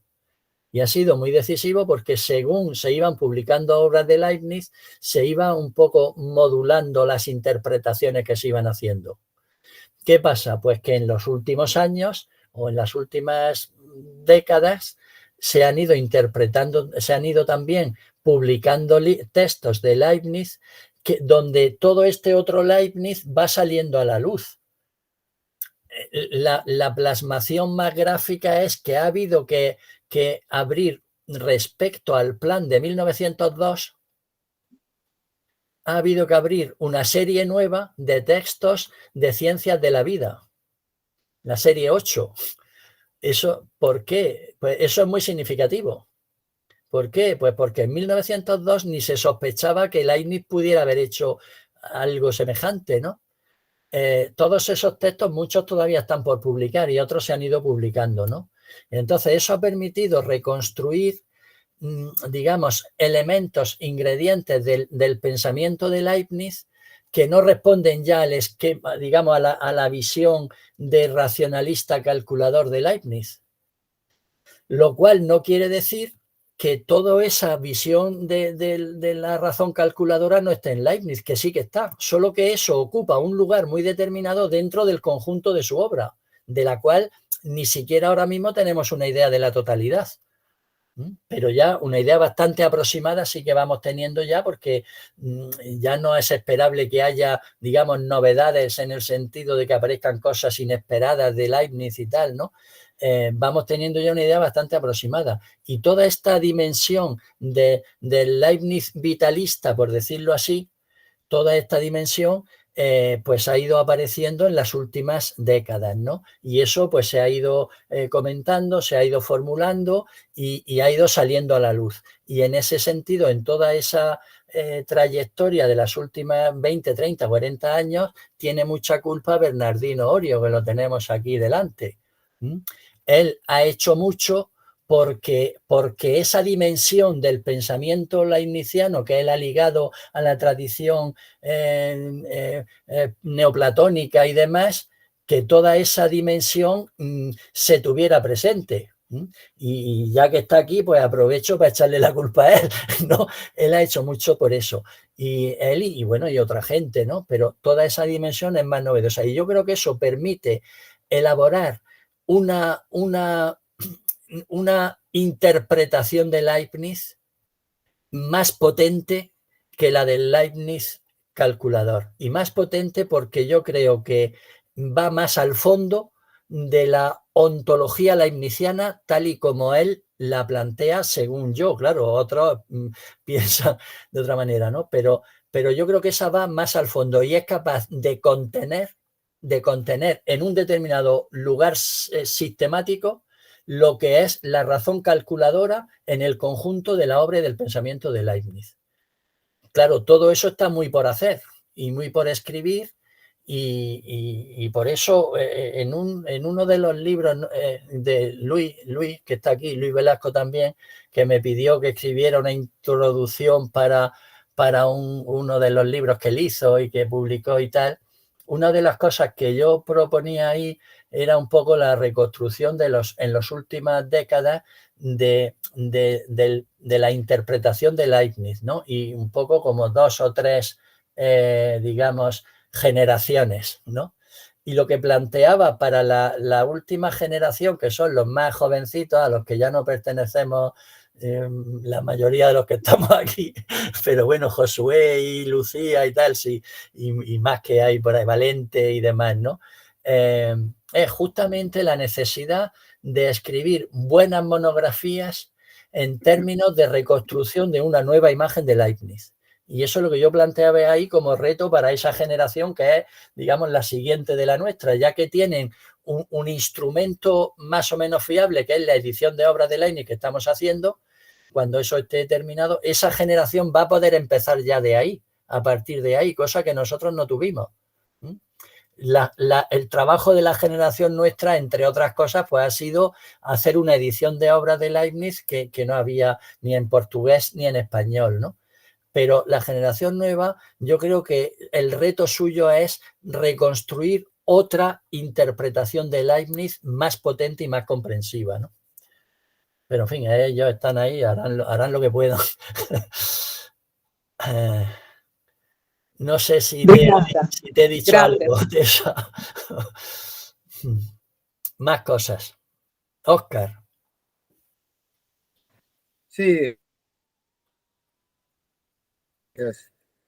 Juan Antonio por la exposición. Hay algunas cosas que están en tu artículo de RLF, ¿verdad? No, bueno, un poco también quería hacerte la pregunta que te hizo Tessa, pero ya un poco en cierto modo lo respondiste, así que por ahí quizá voy a hacer alguna afirmación, que es que, y para corroborar, que a mí me parece que en Zambrano, con Ortega y otros autores, Zubiri quizá también, hay un peso excesivo de las interpretaciones de finiseculares de Leibniz, en el ámbito alemán como el francés y anglosajón, ¿no? Es decir, las interpretaciones de Couturat, de Russell, del mismo Husserl, que ponen el énfasis fundamentalmente en los aspectos a veces matemáticos, a veces lógicos de Leibniz, y que le dieron ese sesgo tan pronunciado hacia el calculemos, porque la razón calculante, ¿no? Porque en realidad el Leibniz es una faceta nomás, es una fase de Leibniz, el calculemos, hay muchas otras cosas. Y me parece que todos, de una manera u otra, sufrieron la influencia de esa recepción de Leibniz a través de la lógica, que no fue, como vos dijiste, Juan Antonio, las primeras recepciones de Leibniz, que quizá no, en las que no se conocía tanto el trabajo de Leibniz sobre lógica, más sobre matemática. Y entonces en el siglo XVII, en el siglo XVIII, se acentuaron otros aspectos de la filosofía leibniziana, más vinculados con la monadología o con la teología, ¿no? Entonces, en relación, a mí me parece muy interesante, muy buena ese énfasis que pones en lo vital, porque me parece que no, está bien, uno puede encontrar muchas cosas en la teoría de la vida de Leibniz, en los escritos sobre biología y teoría de lo viviente, pero la verdad es que cuando uno lee a Leibniz, es una de las cosas que, si lee la monadología, por ejemplo, es una de las cosas que más presente está, no tanto la lógica, ¿no? Ese vitalismo ya está en los escritos tradicionales de Leibniz, en la monadología está bien, súper presente. Lo que pasa es que es difícil de leerla, pero esa idea de que la realidad es algo viviente, la fuerza, ¿no? Que es fuerza, me parece que es un dato ineludible de la lectura de Leibniz, ya de los escritos conocidos de Leibniz, ¿no? No me parece tan extraordinario, me parece que lo que ocurrió fue que hubo una acentuación debido a las interpretaciones francesas, anglosajonas, algunas basadas en Husserl, de los aspectos más lógicos formales, lógicos matemáticos. Y por una cuestión de tradición, por una cuestión de recepción, por una cuestión de contexto, esos aspectos más vitales, más metafísicos, más vinculados a la fuerza, quedaron como relegados a un segundo o tercer plano, ignorados, como lo que, digamos, como lo que habría que esconder del tío loco, ¿no? Esto es metafísica, esto es vital. Mejor, la primera parte del 19, los últimos 20 años fueron muy lógicos matemáticos en filosofía anglosajona, ¿no? Entonces las cosas quedaron como relegadas. Ahora como que la fuerza de esa oleada está retrocediendo bastante, empiezan a aparecer otros aspectos de la filosofía que durante muchos años quedaron velados, casi como de los que daba un poco de vergüenza hablar. Me da la impresión, ¿no? Y al respecto, querría hacer hubo autores que lo mantuvieron, ¿eh? Yo creo que, por ejemplo, en un autor como Whitehead, a pesar de que no lo cita demasiado, Leibniz está presente en Proceso y Realidad, que es una obra de todo lo que se estaba haciendo en esa época. Hay una presencia velada de un Leibniz vital, ¿no? Aunque no lo cita directamente, pero es bien claro que ahí hay una impronta leibniziana, casi que podríamos decir que hay Leibniz presente, ausente, porque no lo nombra, ¿no? Pero yo quería hacer una alusión justamente contra el calculemos. Hay algo interesante que uno encuentra a Leibniz cuando lo lee detalladamente, y que Leibniz realmente cree que la matemática como forma de conocimiento de la realidad es insuficiente. La matemática es insuficiente para entender la realidad. Porque justamente la matemática se mueve en el plano de las abstracciones. Eso está muy presente en muchos lugares. Sí, la matemática es una idealización, es una homogeneización, pero la realidad es algo diferente. Si bien es compatible, la realidad es intensidad, es variación cualitativa, es un juego de fuerzas. Y eso está muy próximo de lo que dice Zambrano, ¿verdad? No sé si llega al originario, pero que está muy próximo es así. Lo dicen, claro, no lo dice de forma tan explícita, pero está presente, ¿no? Que la matemática, en fin, nos sirve para predecir, para enunciar leyes, todas esas cosas están muy bien, pero si queremos conocer el fondo de la realidad, la matemática no sirve. Por eso es necesario agregarle alguna otra cosa, ¿no? Entonces eso me parece que, y es decir, ¿no? La fuerza que tiene, bueno, de la fuerza vital, ocupa diferentes planos, el plano de lo fenoménico también, en fin, pero que la realidad de fuerza es algo que va mucho más allá del calculemos la inicial, va mucho más allá. Y el calculemos no alcanza el mismo Leibniz a veces lo dice, que lo matemático no alcanza la realidad. En una carta famosa dicen, hay grados, hay que proceder por grados. Todo eso de la matemática está muy bien, pero no entramos al Sancta Sanctorum con ella. Nos quedamos un poco antes. Me parece que es una carta a Birling, ¿no? En la Sancta Sanctorum de las cosas no entramos. Nos quedamos en la antesala del Sancta Sanctorum. Para eso se requiere otra cosa. Así que en conclusión quiero decir esto, ¿no? Que el énfasis que pone Zambrano en el calculemos quizás es producto de una lectura sesgada, de una recepción parcial del pensamiento de Leibniz, que por razones históricas, por razones de contexto, por razones de política filosófica, quedaron relegados, ¿no? Quedaron relegados y tales que no se les dio importancia, ¿no? Siempre uno busca a su héroe y entonces recorta las figuras históricas de acuerdo con la medida del héroe que necesita, ¿no? Pero creo que hay muchos aspectos de la filosofía de Leibniz que exceden con mucho el calculemos. El calculemos es un instrumento.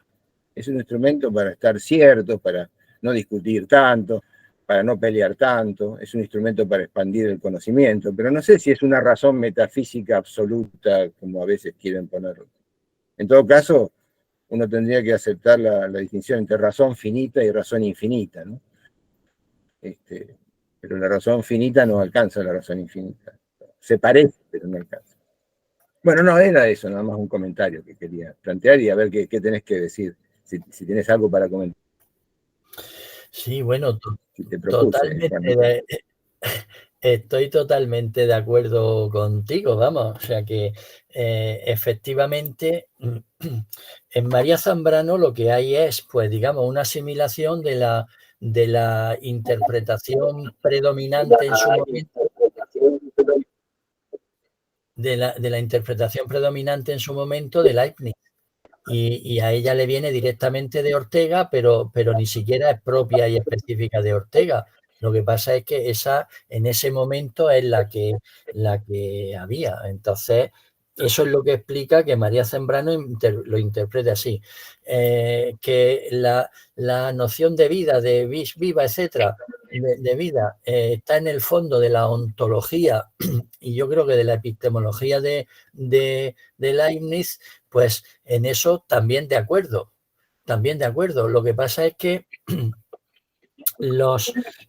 aunque eso está hasta puesto en la monadología, es verdad que no ha ocupado un lugar relevante en las interpretaciones y en la reconstrucción del pensamiento de Leibniz. Lo de Whitehead, efectivamente, ahí hay un cierto, digamos, por lo menos paralelismo, si no influencia o confluencia, pero por lo menos paralelismo respecto a la interpretación de Leibniz. Pero claro, Whitehead lo hace prácticamente a la misma vez que Bertrand Russell hace la suya. Y claro, quien se impone históricamente es, como planteamiento filosófico, es el neopositivismo lógico. El neopositivismo lógico, que viene justo con Russell y a continuación de Russell, el primer Wittgenstein, ¿no?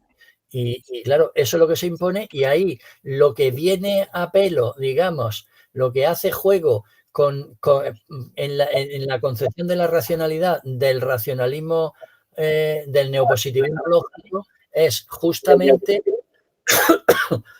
una racionalidad propicia para el empirismo del neopositivismo lógico. Y entonces hay una racionalidad de orden lógico, matemático, etcétera. Esa dimensión de la razón es la que viene bien en el marco del neopositivismo lógico. Esa es la que propone, y esa es el éxito, y a Whitehead nadie le hace caso. No tiene ningún éxito su interpretación, ¿no? Entonces, en ese sentido, yo creo que incluso frente a María Zambrano, uno de los valores importantes de Leibniz es que él no se aboca a decir el fondo último de lo real es vida, es fuerza, es vis viva, etcétera, y por lo tanto el resto, otras aproximaciones, no tienen ningún valor, sino que él quiere mantener en todo momento que el modelo de racionalidad calculadora es esencial para la constitución de la razón. Solo que, como tú dices, y tú conoces eso mejor que nadie, Oscar, eso es un nivel de racionalidad que sirve para determinadas cosas. Según el modelo mecanicista que él dice y tal, sirve para hacer ciencia, sirve para poder, digamos, para el interés de la razón, que es explotar la realidad. Con respecto a ese interés que se diría hoy, el nivel de la razón calculadora es irrenunciable. Sí, racionalidad instrumental.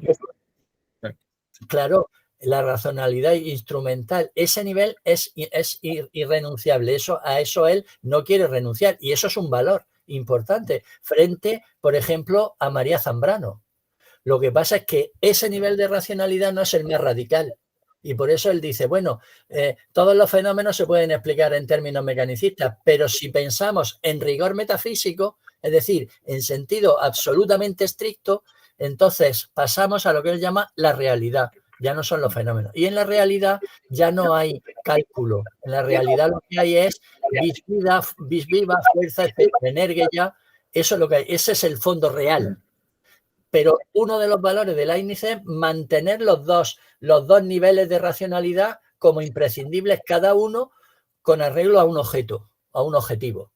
Y yo creo que eso es muy importante en la reconstrucción de Leibniz. Ahora, la verdadera realidad, el verdadero fondo de lo real no es cálculo, es vida, por decirlo así, ¿no? Y él, de hecho, formula un principio vital. Lo formula en términos de principios. pero tanto los principios como la concepción de los principios como la concepción de la realidad tienen carácter dinámico y eso también es, digamos, novedoso respecto a Kant, por ejemplo, ¿no? Y yo creo que es una de las cosas explotables hoy. Tomás. Sí, bueno, gracias, Juan, porque no solo por salvar la situación tan complicada, sino por habernos, en fin, abierto camino, ¿no? Digo, y yo te lo agradezco. Hace mucho tiempo que me adentré un poquito en María Zambrano, pero la tengo como muy alejada en la memoria, ¿no? Y no sé si lo que voy a plantear, no sé, nos aleja de esto, ¿no? No voy a plantear algo relativo a María Zambrano y a Leibniz, pero sí relativo a la poesía y a la filosofía, ¿no? Y entonces, así conforme ibas hablando, me acordaba del ensayo aquel suyo de filosofía y poesía, ¿no? Y en la parte final, donde justamente habla de poesía, si me permitís, os leo unas líneas, ¿no? Y lo planteo como cuestión, ¿no? Porque si vale decirlo, cuando habla María Zambrano de poesía, aquí en este volumen, por ejemplo, habla mucho de Platón y critica mucho, analiza mucho la figura de Platón, ¿no? Y su posicionamiento frente a la poesía y tal, ¿no? Pero a María Zambrano habría que preguntarle qué poetas, qué poesía, más bien habría que decirle qué poetas, ¿no? Ella aquí en este volumen al final se decanta por Paul Valéry, por ejemplo, ¿no? Pero, ¿qué poetas? Paul Valéry, lo que ella llama poesía pura, aquí en España podríamos hablar de Juan Ramón Jiménez, ¿no? Al menos en una vertiente no pequeña de Juan Ramón Jiménez se califica o es tomada como filosofía, como poesía pura, por ejemplo, ¿no? Pero bueno, y los anteriores, ¿no? No sé de qué hablaba Marcial, por ejemplo, ¿no? Con sus epigramas, ¿no? En fin, que tienen tanta retranca, digamos, tanta ironía, ¿no? Y que hablan tanto de la realidad. Y lo hace de manera poética, o yo qué sé, Virgilio, ¿no? Por ejemplo, por citar poetas antiguos, por no citar a Homero. No sé, me ha venido a la cabeza el fondo filosófico, incluso metafísico, que tienen poetas como Quevedo o poetas como Antonio Machado, ¿no? A los que se les ha dedicado, de hecho, en ese sentido, una buena cantidad de estudios, ¿no? Entonces, ¿qué poetas, qué poesía, ¿no? Y luego también qué filosofía, porque claro, María Zambrano habla ya después de Hegel, después de Nietzsche, es decir, en el siglo XX, ¿no? En definitiva. Es decir, han desaparecido digamos, la construcción de sistemas, ¿no? Ha desaparecido, se ha renunciado al pensamiento sistemático, ¿no? Y por tanto ha habido un alejamiento más, en fin, con más o menos crítica, pero un alejamiento de hecho de la metafísica, ¿no? Con raras excepciones, como en el caso de Heidegger, por ejemplo, ¿no? Pero ha habido un alejamiento muy grande respecto de la metafísica, ¿no? Entonces, desde esa perspectiva, claro, que si yo fuera María Zambrano, vería a Leibniz, ¿verdad?, en el sentido del calculemus, ¿no? O en el sentido de las mónadas, en fin, un idealismo que, en fin, que se va de la realidad. Cuando uno penetra un poco más en Leibniz, entonces se encuentra con que Leibniz está en el barro de la realidad. Otra cosa es que construye un sistema que intenta explicar ese barro de la realidad, si vale la expresión, ¿no? Pero bueno, a donde iba es a la relación entre filosofía y poesía, y permitidme, si hay tiempo, leeros 15 o 20 líneas, no páginas. Aquí en la página 118-119 dice la palabra logos, el logos dice, es lo universal, lo que expresa la comunidad en lo humano. Y el poeta usa la palabra no en su forma universal, sino para revelar algo que solamente en él ocurre, en el último fondo de lo individual, que incluso para Aristóteles es irracional. Y esto es lo verdaderamente grave, pues si la palabra es por esencia universal y el poeta la emplea irracionalmente, quiere decir que hay una comunidad humana no racional, o quiere decir que el poeta está, en tanto que poeta, fuera o al margen de toda comunidad, que la poesía situada dentro de lo inefable no lo trasciende nunca, que hay tantos lenguajes como poetas y que la poesía, por tanto, es un esfuerzo vano, puesto que nada transmite. Y dice ahora, y lo curioso es que la filosofía parece estar hoy, dice, situada en el mismo trance. Por eso hacía este prólogo, ¿verdad? Si el pensamiento filosófico es algo que se realiza en la más absoluta soledad para lograr con el propio esfuerzo del ser, el ser uno mismo, ¿qué sentido tiene el enseñarla? El transmitirla, se pregunta. ¿Por qué y para qué enseñar filosofía?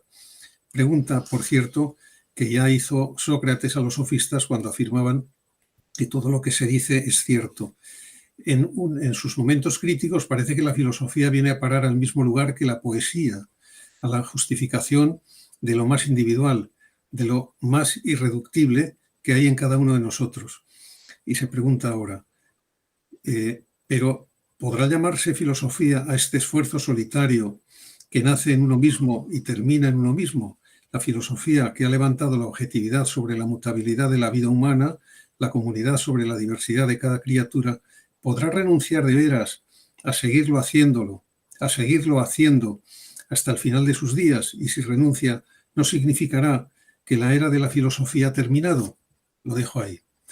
Porque lo que plantea María Zambrano me parece interesante. Lo plantea desde el siglo XX.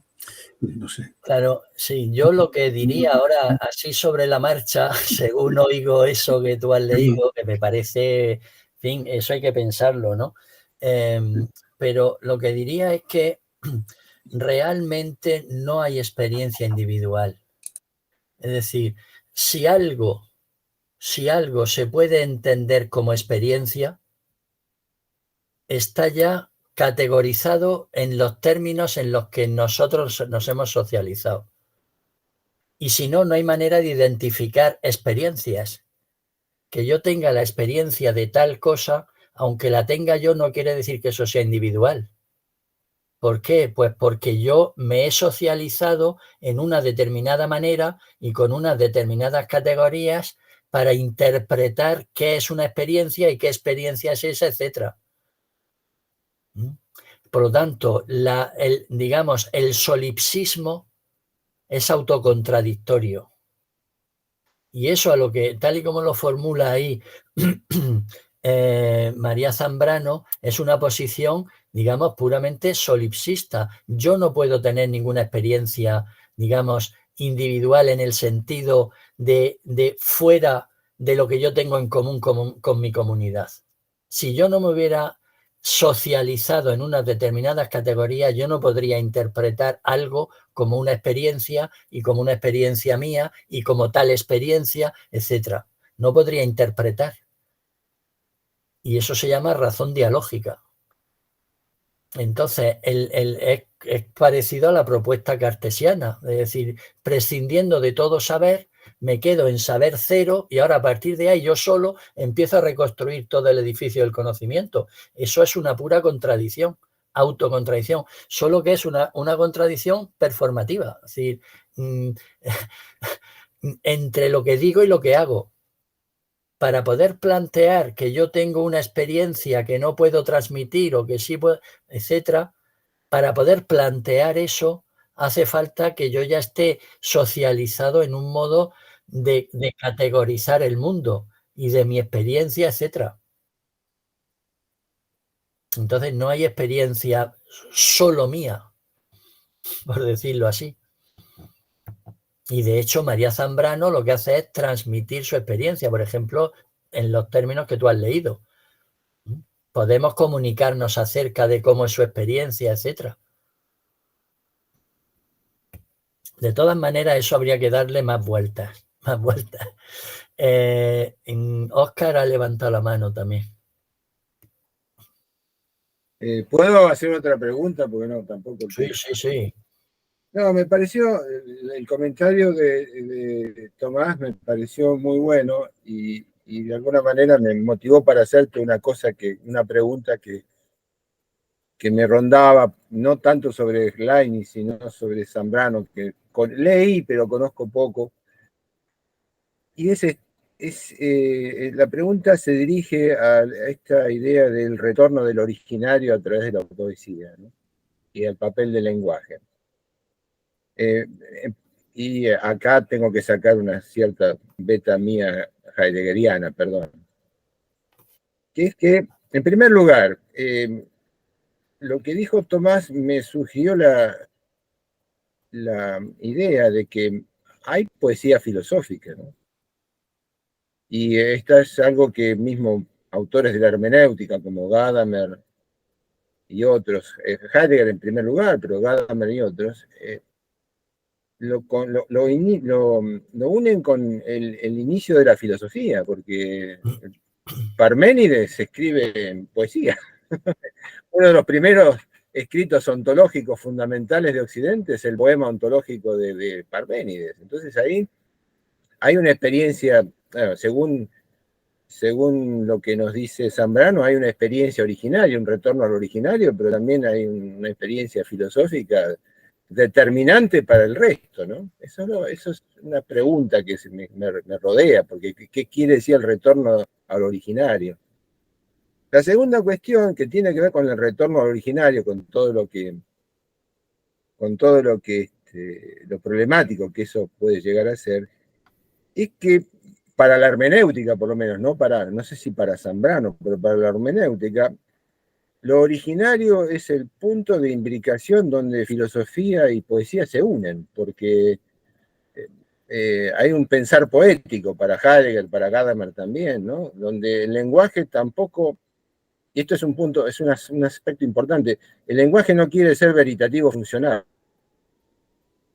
no quiere enunciar proposiciones que se corresponden o no con la realidad, sino que tiene otra función que es muy difícil de explicitar, pero es una función similar a la de la poesía lírica, que es expresivo, ¿no? Da a entender cosas nuevas, funda cosas nuevas.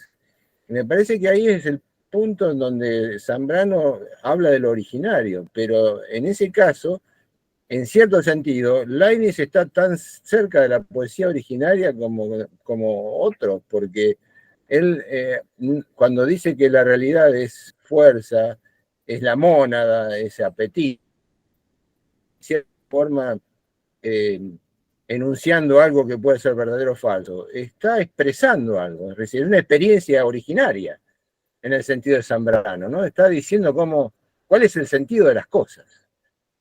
Y me parece que eso es algo que por ahí a Zambrano se le pasa por alto, ¿no? En el sentido de que en la poesía no hay afirmaciones verdaderas y falsas, y en la filosofía, en el fondo, cuando llega a los fundamentos, cuando llega a las cuestiones de sentido, tampoco hay afirmaciones verdaderas o falsas, en el sentido científico, técnico, lógico, científico. Es otra cosa que es difícil. El uso del lenguaje es distinto, es especulativo, por decirlo así, ¿no? Es muy cercano a la poesía. Bueno, eso es. Esto me lo inspiró Tomás. Gracias, Tomás. Sí, sobre eso yo creo que, hombre, hay una raíz común de filosofía y poesía, solo que esa raíz común, y en eso yo podría estar de acuerdo con María Zambrano, en filosofía, la filosofía tiene una pretensión de verdad que hay que formular en términos de teoría filosófica. Y para eso hace falta una metodología y hace falta un modo de indagación, hace falta, en fin, todo el aparataje de categorización y demás que supone la filosofía para llegar a formular una teoría. Ahora, cuando la reflexión filosófica empieza a indagar en lo más profundo, digamos, en lo más originario, ahí empieza a hacerse difícil el que haya lenguaje. Y desde luego lo que no hay ya es validez. No hay validez. Eso es lo que se pierde. ¿Validez qué quiere decir? Pues valor intersubjetivo de las proposiciones para todo ser racional, digamos, ¿no? La validez se pierde. ¿Por qué? Pues porque son ya indagaciones en la, digamos, en la experiencia más profunda que, tal y como lo piensa María Zambrano, la poesía no pretende formular, pero la filosofía tiene que formular porque la filosofía busca la verdad. Si la poesía pretende formularse en términos de verdad, entonces se hace filosofía, se racionaliza, digamos. Entonces ahí, y el caso de Heidegger que tú mencionas, pues es muy claro, cuando ya se va a lo más radical, no de los entes, sino del ser y demás, pues ahí ya se sale, digamos, de los marcos de racionalidad voluntariamente. Y entonces ya lo que propone es el Ereignis, el escuchar al ser, etcétera. Es decir, elementos que están al margen del control racional y de cualquier metodología racional. Pero eso sigue siendo filosofía o eso ya es, digamos, poesía, por decirlo así, o que, pues bueno, ahí hay todo un continuo, ¿no? Claro, en concepciones de la filosofía que parten de la interpretación lingüística del saber, del conocimiento, si se entiende por eso filosofía, pues el problema está resuelto, porque cualquier indagación fuera de ese marco ya no es filosofía. Ya está. Entonces... Hola, disculpa, Ana nos dice que quedan 15 minutos para que termine la sesión. Si quieren una última pregunta quizá, bueno, cerramos con el sorteo. Sí, hay que hacer todavía lo del sorteo del volumen de Leibniz. Entonces, si os parece, lo dejamos aquí y pasamos al sorteo para que no se cierre esto antes de terminar. Si os parece. ¿Vale? Perfecto, no hay problema. Venga, pues entonces Josué o Ana harán Josué va a hacer el sorteo ante notario. A ver. Sale Luis Antonio Velasco. Luis Velasco ha salido. ¿Dónde está? Sí, que está aquí. Ahora sí estuve muy atento. Entonces, ha sido el control mental tuyo, ha condicionado la aleatoriedad del sorteo. Bueno, pues entonces, Luis, o dices ahora qué volumen quieres o nos lo dices después. Si lo tienes ya pensado, pues nos lo dices ahora. No, se los digo después, Juan, si me lo permites. Vale, sí. Y quiero hacer un último comentario antes de que se termine. Tiene relación justo con la exposición que hiciste, Juan. Te agradezco muchísimo que hayas salvado la sesión de esta manera en realidad tan bella, porque nos conmina a pensar desde el otro Leibniz al gran problema de la relación entre la filosofía y la poesía, de nueva cuenta, tomando en consideración las observaciones que Tomás y Óscar te han hecho en este último momento. Yo solo quería añadir que en algún momento le escuché allá hace miles de años a Ramón Shirao hablar de esto precisamente, y luego busqué en un libro suyo que se llama El péndulo y la espiral, que es un libro que publicó allá al finales de los 60 de nuestro siglo, ¿no?